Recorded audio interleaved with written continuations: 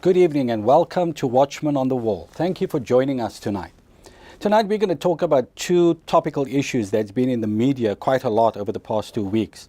The first is the recent ruling by Judge Pierre Rabhi in the Pretoria High Court that essentially legalizes sex between children of ages 12 and 16. The second issue we're going to look at in this program is Top TV's application to ICASA to launch 3 24-hour hardcore pornographic channels in South Africa. Now, they've done this in 2011 and failed, but they're doing it again as a kind of business rescue plan. With me in the studio to talk about all of this is the lovely Jackie Giorgio, my co-host. Good evening, Errol. It's good to be here. Now, Jackie, we are going to be speaking to John Smythe of the Justice Alliance of South Africa, who is opposing this ruling by the Pretoria High Court, legalizing sexual activity between children the ages of 12 and 16. And he's going to clarify a number of issues. There's been a lot of misunderstanding and just wild speculation in the media and amongst the public about this ruling. Some people think it's reducing the age of consent for adults to have sex with children of 12 years old. It is not that. The ruling doesn't do that. But when we speak to John Smythe, obviously he's going to clarify this. And then we're going to be talking to Fiona Tanzer, Dr. Fiona Tanzer, and Clive Human, which you will be talking to about the implications of Top TV's second application for 3 porn channels in South Africa. What is you've been watching the media, what do you sense what is happening in South Africa regarding both of these issues? Well, Errol, I think we are bringing this to the public's attention at a critical time because obviously you don't have one issue that is unrelated to the other. And we've seen in South Africa how as pornography has been more freely available, as you see publications and just sexual content being rife, that it's affecting children. And you mentioned something very interesting earlier, which is that the ruling that was passed by the court effectively decriminalizing that act has come with a lot of confusion. If it's passed, how does it actually work? Well, the law isn't in effect yet. It was a ruling by the Pretoria High Court. It was a challenge by a lady by the name of Mrs. Umar from a clinic that deals with children that's being raped and abused. And she believes that that the law isn't the place to deal with issues of children involved in sexual activity. Apparently, the claim she makes is that the police are brutally interrogating children. Although she doesn't provide any evidence for that, that's a justification for challenging this law. And this judge appears to have agreed with her and is ruled that certain sections of the Sexual Offences Act, that part that criminalizes sexual relations between children between the ages of 12 and 16, is unconstitutional, he says. Yeah. Now, it has to go to the Constitutional Court, which is the highest court in our land, as you know, and the Constitutional Court has to confirm that. But of course, we wanting Christians to write to the Minister of Justice, Mr. Jeff Radebe, and we need Christians to write to him and appeal to him to appeal this ruling to the Constitutional Court. I think one of the most destructive implications of this ruling is that it undermines parental authority. You see, there's no parent in South Africa that wants their children engaged or experimenting with sex at 12, 13, 14 or 15 years old. And what the court has done is saying it's okay for children of that age between 12 and 16 to have sex, but the parents don't want that because there's all these threats of pregnancy, of HIV/AIDS, of children getting involved in all kinds of things and not finishing their education. So that's where we are with the ruling, and the worst thing that could happen in this country is if the Constitutional Court confirms this and it becomes legal for children to then get involved in sexual activity, and this ruling gives it a green light. Now, in a radio debate I did with this Mrs. Omar of the Teddy Bear Clinic, she said she doesn't condone sex between children of those in 12 and 16, but yet she agrees with the ruling that struck down the Sexual Offences Act that makes it a criminal offence. And I tried to explain to her, when we legalize anything in this nation, we're giving it sanction. We're saying this is the way society says this is okay.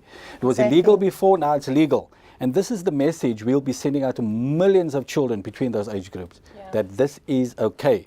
And she doesn't appear to understand that. You know, Errol, when I hear you speak about this, the scripture that immediately comes to light is the one that says, there's a way that seems right to man, but in the end it leads to destruction. That's right. And it's such humanistic thinking to say that in the interest of the child, we are going to decriminalize the act so that you don't penalize the child or shame them. But in essence, as you've said, we're actually sanctioning it and then giving it the green light. And in previous shows that we've done with Watchmen on the Wall, we've actually seen that when you've legalized marijuana and drug use, you've created a problem. When you've legalized prostitution, legalized abortion, you have actually further increased the prevalence of that problem, and it has had the counter effect. So you just think to yourself, these lawmakers and these organizations who think that they are doing the right thing clearly just ignore the evidence and the research, and you almost wonder, where do they come up with their thinking for this? Absolutely. And one of the things we want you to do as Christians out there, you need to write to the Department of Justice, to the Minister of Justice. The email address will come up at the bottom of the screen right now. Please write down that email address and immediately get your congregation members, pastors, get this out to your congregation, family, friends. But we need thousands, hundreds of thousands of Christians to write to the Minister of Justice, urging him to appeal this ruling, because the implications of this ruling on society will be devastating.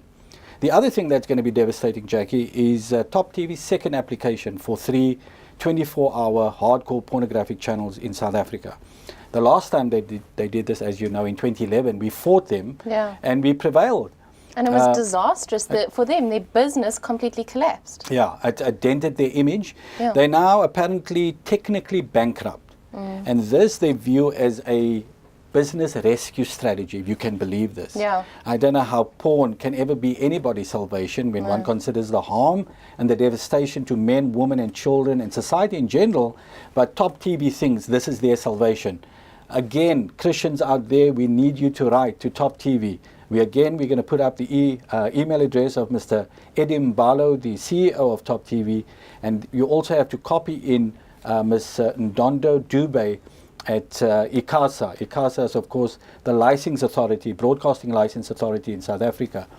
But this is a huge issue, and again, it has implications for children, because children are going to be exposed to hardcore pornography on television all over this nation if they succeed. Yeah. Well, Errol, you know, something that I'm so encouraged about is the fact that we've shown through this organization, Family Policy Institute, through the churches coming together, through Christian media and the magazines and Joy, that when we are in unity, the Lord commands a blessing. And Absolutely. So we've seen how we were able, with other lobby organizations, to stop the approval going through from ICASA for Top TV to broadcast. And you almost think to yourself, the new CEO who's there, it's completely ludicrous, because the former CEO was fired because of the bad PR and all the implications that the cost that it carried for them to continue this bid. And yet, not even 2 years later, they're doing it again. So you almost think to yourself, you know, greater is he that's with us than he that's in the world. We know the outcome, which is that, you know, God is with us and who can be against us. We know that we will triumph. But you almost think to yourself, that's why as Christians we have to be vigilant. We have to stay on top of the news. We have to stand together and listen to organizations that put out the call to lobby, because we are here to defend to stand for good and to stop evil from prevailing in our nation. People wonder about government. Where does government stand on this issue? Now, we did an interview with the Minister of Communications, who oversees ICASA, and Dina Pule. And I want you to watch this little clip in what she said when we talked about pornography on television and the harm it poses to children. Minister, how do we move the process forward? How do we get legislation in place that can filter out pornography on the internet and remove it from public television?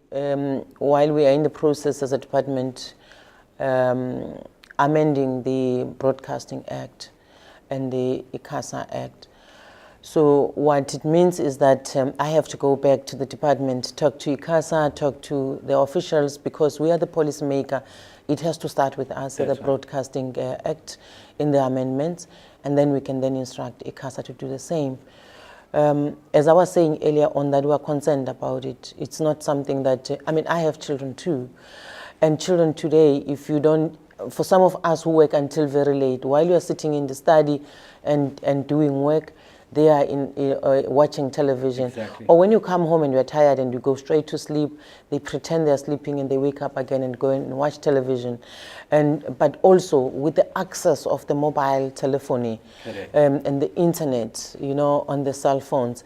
So kids, you think that they are in bed and the lights are off and they're busy downloading. Well, Errol, I am actually quite encouraged to see that clip and to realize that government is aware of what the public want. They're aware of our concerns. And yeah, so often we sit at home and we think that the government is behind a lot of these initiatives and these policies and legislation that's being put forward. But it's encouraging to see that there are people who are in governmental positions that stand with Christians and who actually want to protect family and our society. What do you think? That's right. I had a meeting with the Minister of Home Affairs, Deputy Minister of Home Affairs, Ms. Fatima Choyan, and Mr. Gift Buthelezi, who is the acting DG for the Department of Communications, and both of them were very concerned about this issue. What we talked about is amending the ICASA Act, the Broadcasting Act, to prohibit pornography on television. That would mean if they change the law, that you wouldn't, Top TV, ETV, MultiChoice, no broadcaster would be able to put pornography on television because it would become a criminal offense. And so we're praying and we're hoping that this will still happen. We're still lobbying at Family Policy Institute to change the laws in this country and even introduce a filter on the internet so that children can be protected from access pornography on the internet, because that's where most children are getting these hardcore images. So continue to pray, but we also need you to act. The email addresses will be at the bottom of the screen. So right after the break, we're going to be talking to Justice Alliance, John Smythe. He's a highly qualified attorney. He doesn't practice in South Africa. He's retired, but he's from the UK and he's helping lawyers in this country defend all these kinds of issues. Then we're going to be talking to Clive Human from Stop Standing Together to Oppose Pornography, Dr. Fiona Tanzer, and a few government officials about these issues. Stay tuned. After this break, we'll be back. Welcome back. In this segment, we're going to be talking about the recent Pretoria High Court ruling that makes sexual activity between 12 and 16 years old legal. And with me in the studio this evening is John Smythe of the Justice Alliance of South Africa. John is a retired advocate from the UK who also heads up the Justice Alliance of South Africa here in Cape Town. John, we want to talk about what this ruling is and what it isn't. There's massive confusion out there. People believe that this ruling makes it legal for adults to have sex with children. Does it do that? Let me deal with two misconceptions straight away. First of all, you fell into the trap yourself in your introduction.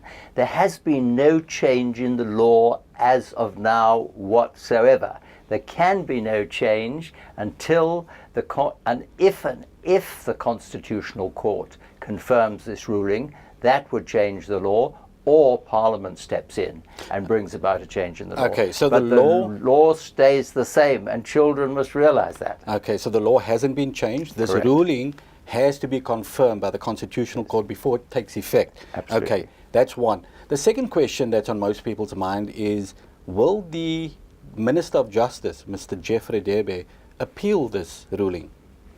Well, I'm encouraging him to do so. JASA is encouraging him to do so. But in any event, it has to go to the Constitutional Court if it's going to be confirmed. And the judge himself sends it there. That is part of his ruling. And any organization such as ourselves, or indeed individuals, has the right to intervene as amicus curiae in the Constitutional Court. So we'll be there to oppose it, whatever the state does. Okay, but so I think they probably will. That's my judgment on it. talk to us a little bit about, if this ruling is confirmed at the Constitutional Court. Does it mean that adults having sex with children becomes legal? No. If the girl is under 16, the only exception, and the judge has made this in his ruling, and again it has to be confirmed before it can become law, is if the boy is over 16, for the purposes of the act we're dealing with, he then ceases to be a child, although of course in law generally he's under 18 and therefore he's still a minor. That's right. He can have sex with a girl who's under 16, provided there is less than 2 years difference in age between them. But now there is an extraordinary anomaly, an illogicality in what the judge decided, and that is this. He says, first of all, boy and girl between 12 and 16 can have as much sex as they like. So let's imagine a very common sort of situation. A boy of 15 falls in love or becomes fond of a girl of 12 or maybe 13. And there's a little bit more than 2 years age difference between them. He's 15 and a half, she's just 13, whatever. And they start having sex, and he knows it's legal, so off he goes. The day he becomes 16, it becomes illegal. If they have a birthday celebration and have sex, he's committing a criminal offense because he's over 16 and there is less than 2 years in age difference between them. Now that's crazy. I don't think the law is an ass. I don't think the Constitutional Court will confirm that. Because it lacks common sense. Exactly. One of the other things that people are concerned about, and I wrote about this, is that child pornography is illegal. Right. But if this is confirmed, for example, say this is confirmed by the Constitutional Court and it becomes law, or it becomes legal for children between 12 and 16 to have sexual activity. Yes. And if those children record it, which they are doing now, record those sexual activity and share that video with their friends, and it gets out, and somebody's arrested for being in possession of this video of two children, 12 or 13 years old having sex, they can be charged for being in possession of child pornography, because the Film and Publications Act make it illegal. Absolutely. Right? But now they could go to court and argue, but this is a legal act. The law makes it legal for children, so how can it be illegal to be in possession of this? Is this a problem that you could foresee? I think it's a huge problem, and it's another anomaly, and it's another matter we will bring to the attention of the Constitutional Court, because it doesn't make sense, as you say. They say, oh, well, what we're doing is lawful, but if anybody films it, that's unlawful. In your opinion as well, because you've been dealing with a number of issues concerning children, I had a debate with the lady from the Teddy Bear Clinic that brought this challenge in the first place, and she argues that she does not condone sex between children minors, 12, 13, 14, and 15. This was to protect them, and I said, but by legalizing something, society sends a green light. We're saying we sanction this kind of activity, and she can't seem to see the difference between these two things. Yeah. What is your view on that? Well, I think we have to understand that the object of this legislation, which exists at the moment, Parliament's object, was to deter children, bearing in mind the tremendous medical risks that are involved, pregnancies, abortions, sexually transmitted diseases, HIV, all these things. Impulsive adolescents are not equipped to make judgments about these things.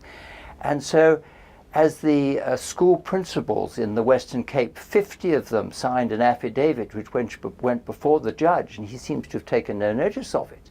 50 of them said, we can't do our job unless there's a deterrent. Of course we don't want children to be convicted of criminal offences. Of course we don't want children to go to prison. And there is in force in the Child Justice Act something called diversion. and it's used at least 99 cases out of 100, if not 999 out of 1,000. The only case in recent times when it wasn't used was the Jules Verne High School case, which was really, if we're going to call a spade, a gang rape case. That's right. A gang of boys. And in order not to charge them with rape, they charged them with the lesser offense of having sex with girls underage when they were underage. Yeah, the Teddy Bear Clinic representatives also made the argument that police are brutally interrogating children when they arrest them for sexual. Now, she's not providing any proof or evidence of that, but she's trying to make it appear as serious and as brutal as possible so that it would justify this ruling. And I said that, you know, if there's a problem with the way the police respond to kids involved in sexual activity, minors involved in sexual activity, then we must change the way the police deal with it. Yes. Because they have to deal with it more sensitively because it is children. But you don't get rid of the law. Yeah. The other thing I think this law does is undermine parental authority. Yes, you're absolutely right. I'm a parent and a grandparent. I've got 3 daughters. And you know, I think the judge just failed to say to himself, what would the parent of a 12-year-old girl think? And I just don't think it's right for him to believe that the majority of South African parents, I think the vast majority, don't want this. They recognize that children need boundaries and want boundaries. Correct. And their parents want boundaries, and those in loco parentis, the school teachers want boundaries. And the school teachers said in their affidavit, it would make our job a nightmare. That was those were the words which David Court, the headmaster of Camps Bay High School, which is such a highly thought of school, as you know.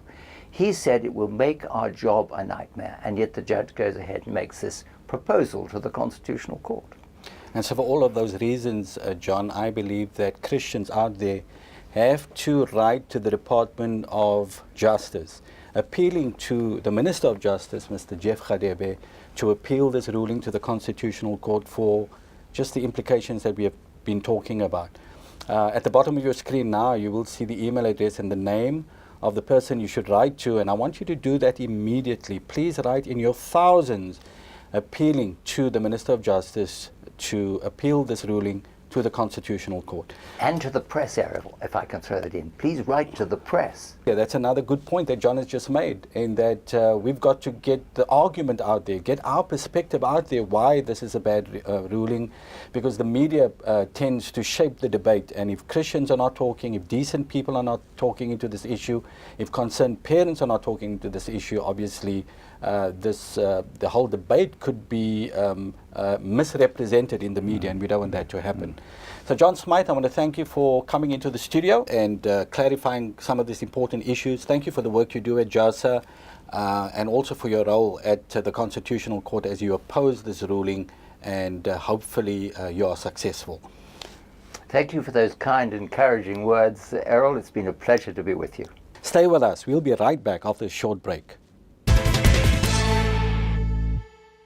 Good evening and welcome back to Watchmen on the Wall. Tonight I'm speaking to Clive Human, who is the director of STOP, which stands for Standing Together to Oppose Pornography.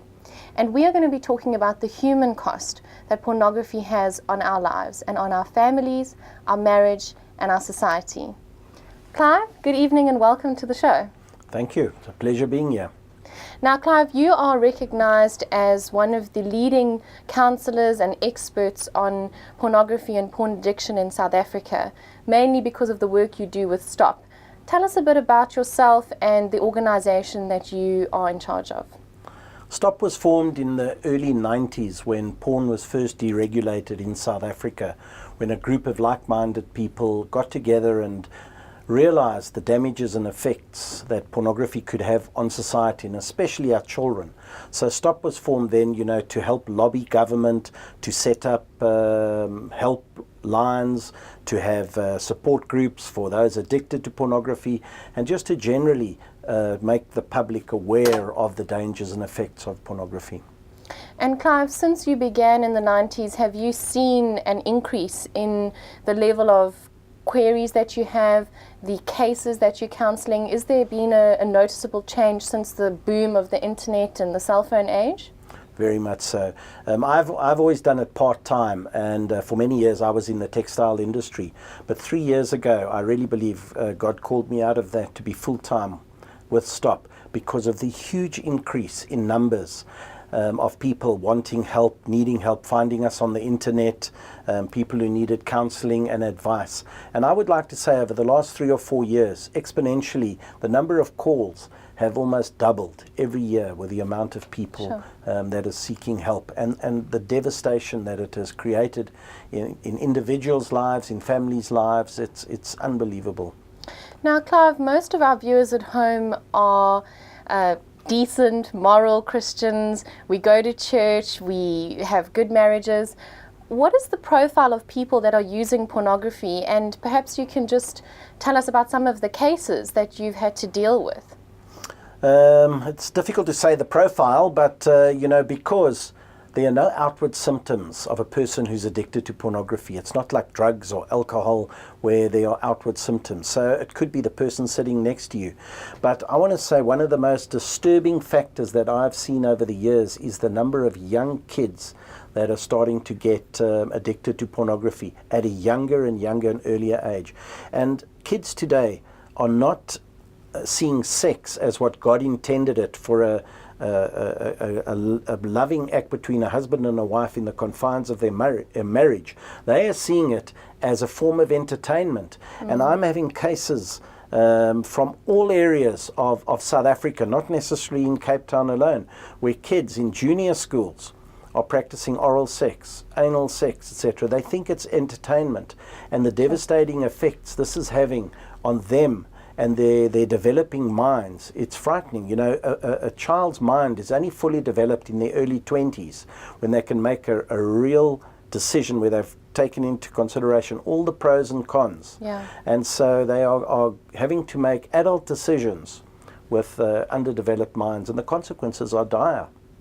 Clive, you mentioned such an important point there, which is that it's all over South Africa that we are seeing the harmful effects of pornography.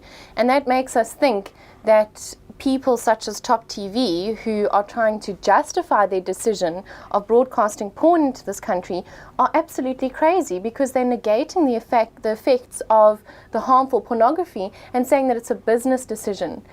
From your perspective and your advice that you can offer to our viewers at home, what is the real cost of pornography in marriages, in society, and you've mentioned the children as well? First of all, I'm sure there'll be a lot of people sitting out there who are saying, well, I don't have Top TV, or it's not going to affect me directly, so it's no big deal. But I want to say that is such a false perception, because the person down the road who does have Top TV, or whose kids or brothers or fathers and mothers are watching pornography, that is actually changing them, the way they think, the way they look. And if you say that doesn't happen, then you're saying, well, advertising doesn't work, education doesn't work, and we all know it does. So that person is being changed by the stuff that they are looking at, and they are taking those effects with them, whether it's to school, whether it's to college, whether it's to work. And the effects, the way they're looking at people and the way they are thinking about people, it is affecting everyone in society today. And most of the cases that I'm dealing with today with young men or older men, the root cause has been that they were exposed to pornography at a young age and unable to conceptualize the effects that it has had on them all through their life. And Clive, despite all these scary statistics, is it possible for people to be rehabilitated from porn addiction? Yes, there's always hope. And over the years, and I want to say I have seen over these years that I've been involved, not hundreds but thousands of men and couples that I've seen over the years, and I have seen, it's very difficult. I've virtually never seen anyone, once they're addicted to pornography, get out of it by themselves. Yeah. And marriage doesn't take it away. If you're a single guy and you think, well, once I'm married, then I've got a wife and it won't. No, it may bury it for a bit, but those effects will manifest later in the relationship. And most of those guys have been affected as I've said, from earlier on, and these effects manifest right through their lives. The damage it causes, the absolute, it's a progressive addiction, so it may start off looking at certain material, but it will, the more you look at, it will drag you down that road into things like molesting children, child pornography, antisocial behavior like flashing and things like that. You don't wake up one morning and decide it's nice weather, I'm going to go outside and go and flash people, etc. It's been a progression. It started somewhere, and that's where it can start, in softcore pornography, and that's where you can end up, as well as molesting children. It started somewhere. It doesn't start just suddenly that you're attracted to children. That's the dangers. Well, Clive, thank you for joining us. And to those at home, two things. First of all, the Bible says that we need to speak up for those who can't speak for themselves. So even if you don't think that pornography is a problem in your home or your marriage, there are those around you in your community who are struggling and who are potentially going to fall victim to this insidious addiction. So from that matter alone, as Christians, we need to speak up for them, and we need to lobby Top TV. We need to get involved when we hear about the plans by broadcasters and by publishers to introduce porn. But secondly, what we can remember as Christians is that Christ came to set us free. And the Bible says that we overcome the evil and the world by the blood of the Lamb and the word of our testimony. Amen. And it's critically important that we discuss these issues and that we come to the Lord and we confess our sins and we walk in freedom from there forward. And so we salute organizations like STOP who help us, and we encourage the churches at home to also get involved and to develop programs to help your members reach sexual restoration so that we don't have to face this problem in South Africa. Join us for more after the break. Welcome back. Thank you for joining us again. With us in the studio, we have Dr. Fiona Tenzer, who is a molecular scientist and expert on the social consequences of pornography on society. And we're talking about Top TV's porn application. This is the second time that Top TV has applied to ICASA for a license to launch 3 pornographic, 24-hour pornographic channels in South Africa. And according to Top TV's management, this is adult entertainment. It will have no harm on society, and because they have pins and all of the other things that we don't believe will work. But we want to talk to an expert about this, Dr. Fiona Tenzer. So thank you for joining us in the studio. Thank you, Errol. Pleased to be here. Fiona, you've heard the arguments that Top TV is making for their application for 3 24-hour porn channels in South Africa. According to them, there is no harm. This is just mere adult entertainment. What is your view on that? Errol, I do not at all believe that there is no harm to society. Top TV's position is either disingenuous or more likely ignorant. In recent years, we've actually accumulated far more information, both social and medical, about porn's effects on things like child trafficking, woman trafficking, coercion. Now, when you say porn's effect on child trafficking, woman trafficking and coercion, how does pornography play a part in that? Basically, women and children and young men as well have been trafficked for forcibly being made to participate in pornography. Also, pornography itself tends to encourage people with latent tendencies towards violating women and children to do this. So children and women are trafficked for enacting in movies and also for basically sexual slavery. Now, this is the argument I had with Mr. Edimbalo, the CEO of Top TV, and I said to him that porn is harmful to society. We have tons of research that indicates this. His argument is that adults have the right, they have a choice. And if people don't want pornography, then they don't have to subscribe to Top TV, and those who want to have the choice to do it. But here was my argument, and see if you agree with this in your expert opinion, in that they cannot control who views pornography on Top TV for 24 hours. And a number of people that are not mentally stable could view this thing, go out and rape women and children. And we have high statistics of rape of women and children in South Africa already. How does Top TV control who consumes pornography and what their reaction to that pornography is going to be? Quite clearly, they actually cannot control it. Playboy Television in the last few days has been slapped with hefty fines, £100,000. And this is in the US? Yes, no, this is in the UK. In the UK, and Playboy is one of the channels that Top TV is Yes. wants to bring to South Africa. And they basically have been slapped with this massive fine because although they had pins and so on, they were underage children accessing their content, and so they basically were fined. The other thing is, Errol, when you're talking about choice, there are a number of actual physical changes in the brain that come about when people are viewing pornography, because it is a compulsive and potentially addictive activity. What actually happens is there's actually initially a flooding of dopamine in the brain, which is the pleasure response. However, the brain reacts to this by reducing the number of dopamine receptors. In other words, you don't get so much pleasure, but you then continue, like junk food eaters, to continue to view in the hopes of regaining that pleasure sensation. What also happens, more alarmingly, is that with increased pornography viewing, like all other addictions like gambling and so on and so forth, and drug taking and so on, the prefrontal cortex of the brain, the center that's responsible for making rational decisions and choices according to conscience and so on, actually atrophies. There are changes that they've actually seen in the brain that happens, and this reduces your ability to make an informed and morally responsible choice. So once you begin viewing pornography on a regular basis, your capacity to choose decreases.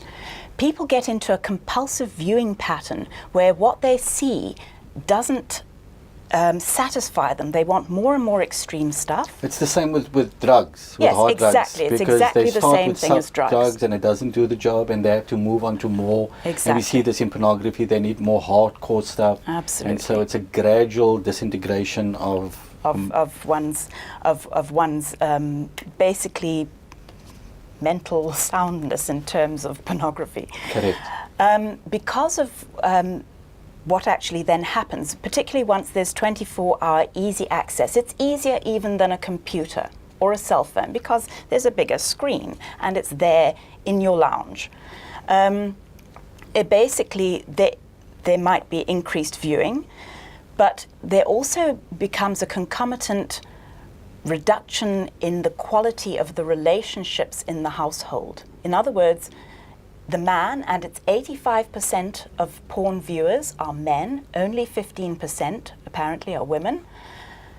So there's going to automatically be a deterioration in the relationships between the man and woman of the household. So these 3 porn channels then potentially are directed at men. Yeah, but it harms marriage and family. It absolutely harms marriage and family. And one of the biggest issues we have in South Africa is the breakdown of marriages and families that's contributing to so many social ills in South Africa. And yet, Top TV is saying this has no impact on society. And we can see, never mind which angle we look at this thing, that it has a devastating impact on society. Absolutely. Here's what he said also, and I want you to comment on this. Errol said that most South Africans, the majority of South Africans, support pornography on television. I don't know where he gets his figures from, and I would like to challenge him on that, because certainly I haven't seen any evidence of any polls.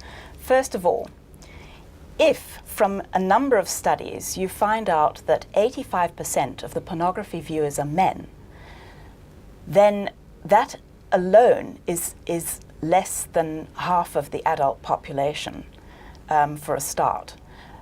If only 15% of women are watching pornography, out of that 15%, a lot of those women are watching it maybe as a once-off to try and work out what is this all about. If they're regular viewers, it's usually because they've been coerced into it by their partner, who wants them either to enact some of the stuff from pornography or wants to be justified in watching pornography by saying, well, it's all right, my partner's watching it too.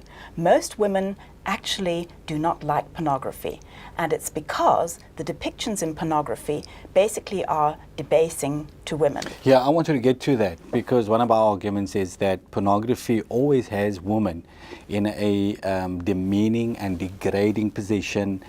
So it demeans and degrades women. Yes. And if you look at the high rates of sexual violence against women in South Africa, my argument to Edimbalo was that, of course, you're pouring fuel on a fire that's already raging out of control in South Africa. So how can you justify this? In fact, I would say that it goes further than that because it actually is against the constitutional rights of women to dignity. It actually undermines the steps that we're trying to take in South Africa towards social change for true equality of women. There's no doubt that pornography is actually, it's a form of abuse against women. The depictions are of men doing things that in normal life would actually be degrading and humiliating, if not abusive, towards women, and the women are depicted as enjoying this. Now, this is a typical abuser wish fulfillment scenario whereby the abuser excuses the abuse by saying that the victim is enjoying it. That's right. And wants it or has asked for it and or deserves it in some way. Do we really want that in our households? I don't think so. The other argument, a double pin parental control mechanism. Now we know that anybody with a cell phone, any kind of technology, if you want to understand it, you go to your children, right? Yes.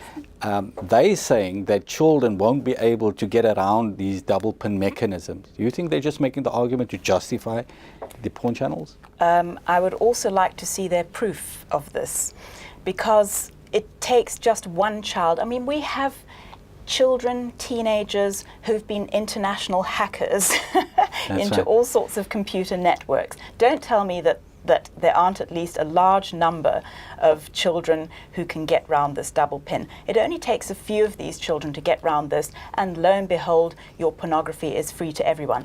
Also, what about where people pre-record programs for later viewing, or they put them on DVDs? That stuff is now easily available. You, for example, may decide, okay, I want a pornography channel for the adults in the household. The children are not going to watch this. I will control my television set. Can you control your neighbor's television set?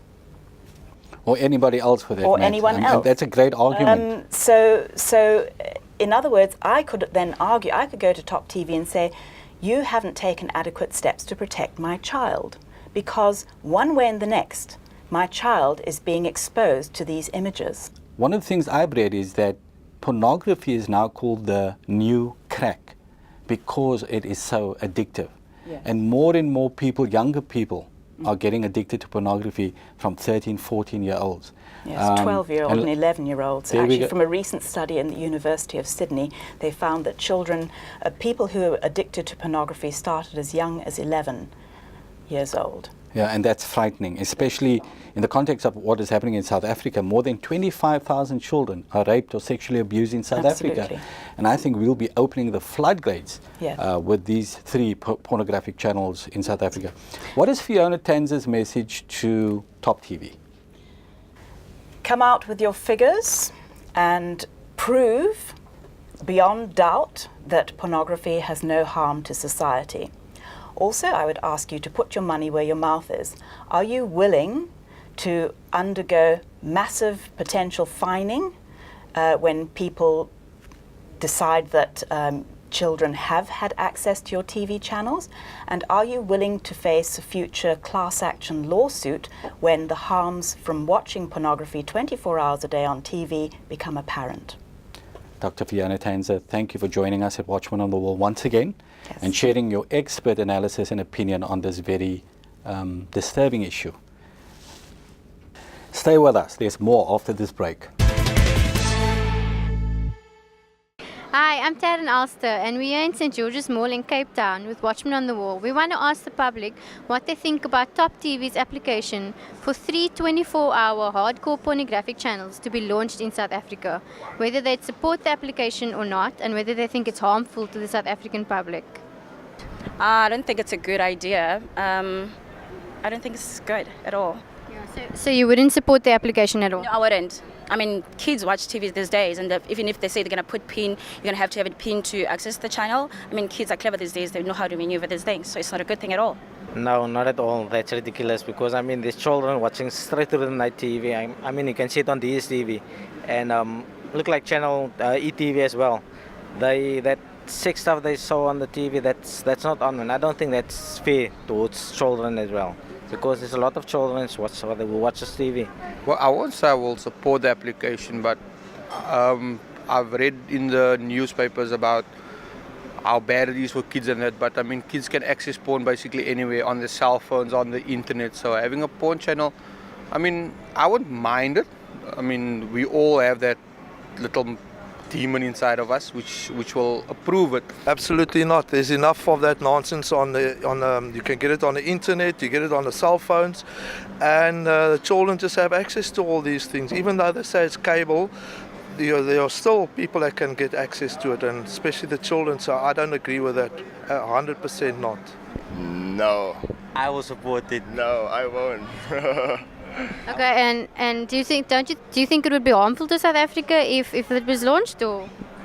I think if the channel will open it at a certain time, it will be great. Maybe night time. But they wanted all 3 channels to be 24 hours. 24 hours. No. By I me, think it will no. Be harmful, No. No, because there is children who's watching TV all the time, 24/7. So by me, I think no.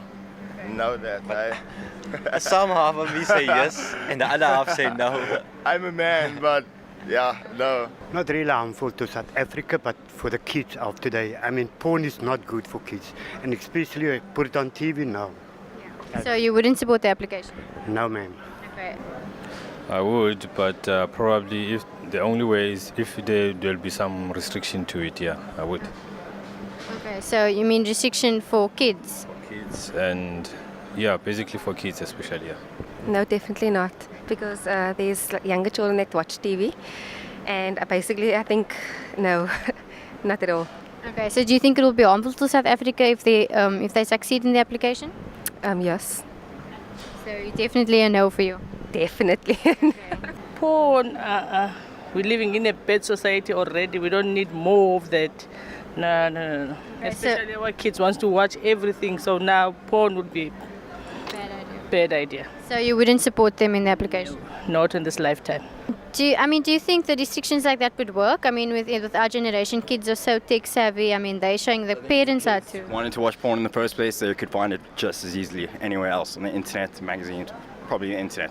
But don't you think that it would make it that much easier if there were 3 24-hour channels constantly easily available for kids? I think there's 1,000 24-hour channels constantly available on the internet, so no, I don't think it'll be easier or more difficult for them to procure this pornographic. Absolutely. I mean, it's people's choice. If they want to watch it, they want to watch it.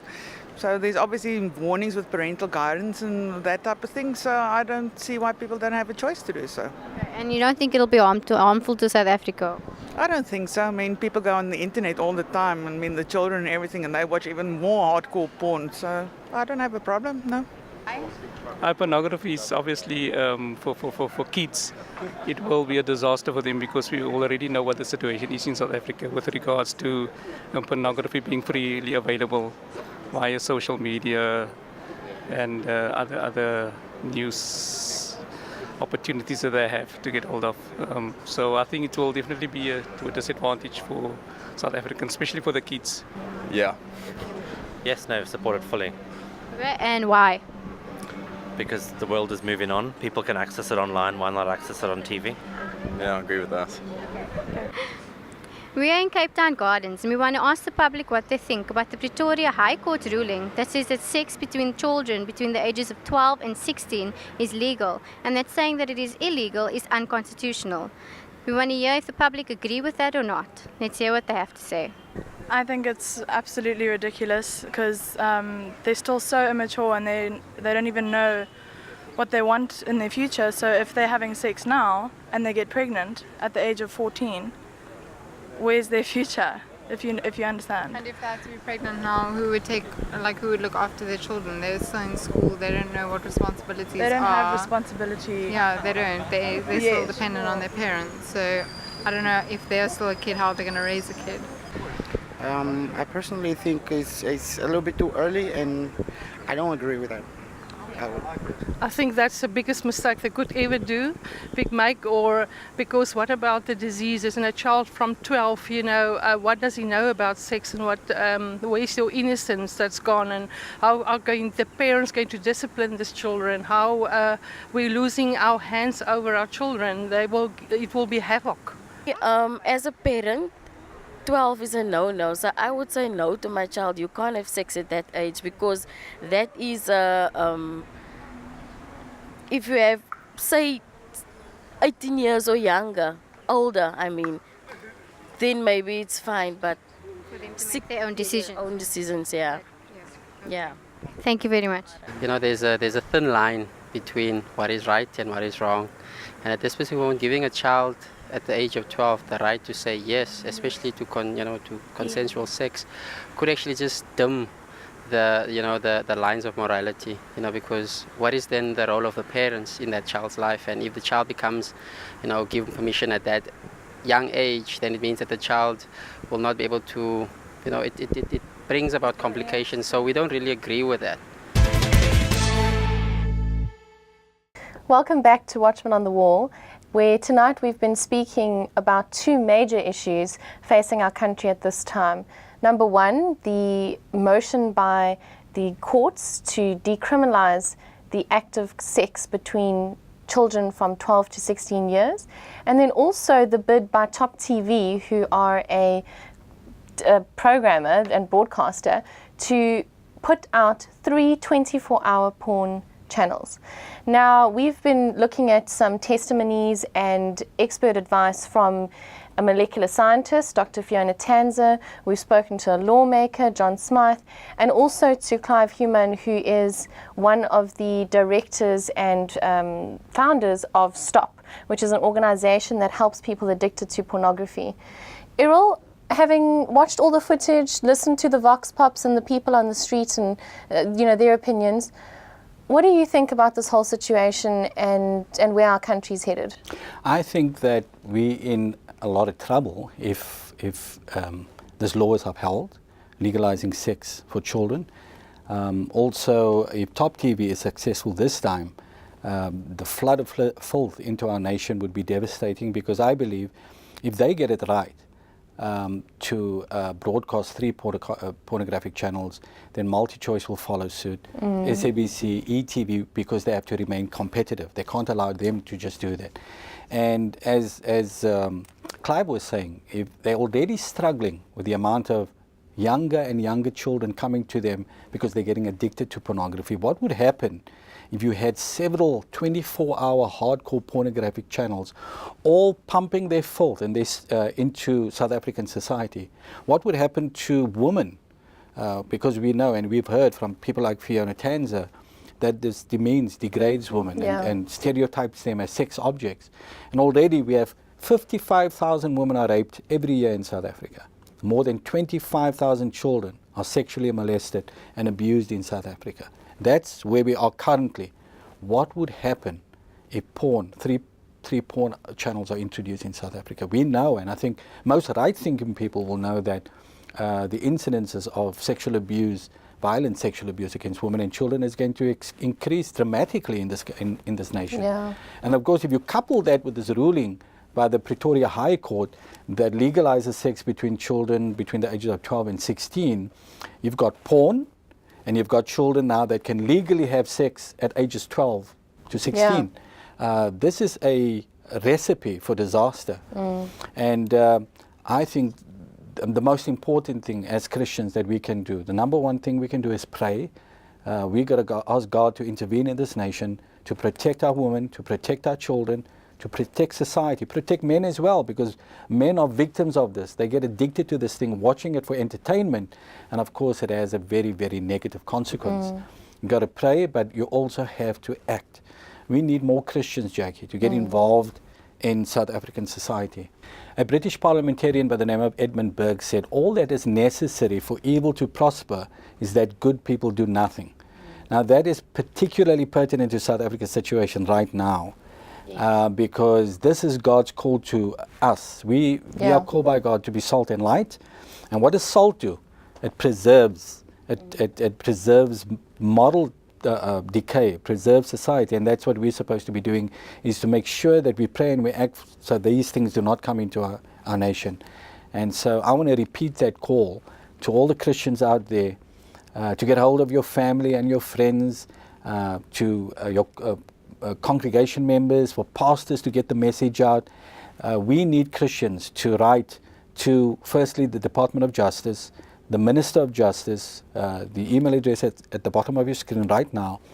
Write to them and ask them to please appeal this ruling to uphold parental authority, because parents do not want their 12-year-old, 13-year-old, 14-year-old children experimenting with sex. There's so much more important things for them to do. Is their education, the future of their lives can be shipwrecked if they begin to start sleeping around, because of course we've got the highest AIDS rates in the world, rape of children. So we need to be protecting children, not giving them the green light to engage in sexual activity at such a young age. And then of course the porn application. So we need people to write to Top TV, the CEO, Mr. Eddie Mbalo. His email address is at the bottom of the screen, and then also to copy in Ms. Dubé at ICASA to prove that you've sent the email to Top TV. In case they say we didn't receive it, ICASA will have a copy of that email that you sent, and that will be the proof of your submission. You've got to make your submission, and you've got to give good reason why you don't want pornographic channels in South Africa, citing what porn does to women, to children, and to society in general. And Errol, I just want to add to that. When we do make our submissions, it's so important that as Christians we actually write with grace, we write with humility. That's right. And we do it in a professional manner, because if we want to be influencers in society, we've got to come from a standpoint where we carry respect. And we're not going to do that if we are belligerent and we are aggressive. Or demanding. And demanding. So I think that's something very important to mention to Christians who are taking a stand. The second thing I wanted to say though, and I'm really encouraged and excited when we sit here and we talk, because yes, there are negative voices in our country, and there are people who have got agendas that are not beneficial to our population. But the Bible promises us that the battle is the Lord's and the victory is ours. That's right. And so we can go with confidence into the applications that we make and the resistance that we put up, knowing that if God is for us, who can be against us? And I'm encouraged when I look at the track record from 2011 and 2012 with the victories that we as Christians won against Woolworths removing non-Christian content, when we look at the victories of turning down Top TV's application, when DSTV put a motion in to broadcast pornography, we should actually be inspired to say that when we stand together and when we speak up for those who can't speak for themselves, that we can make a difference, and that our beautiful country can be rescued, and it's got a bright and a beautiful destiny. And together, through the direction of God, we can see His plans for South Africa unfold. Absolutely. So there's a lot of encouragement. It's not all doom and gloom. God is on our side. It's just up to the Christians. Stand up, act, and trust God with the results. Jackie. Yeah, so good night from the Watchmen on the Wall team in the studio, and remember to keep standing.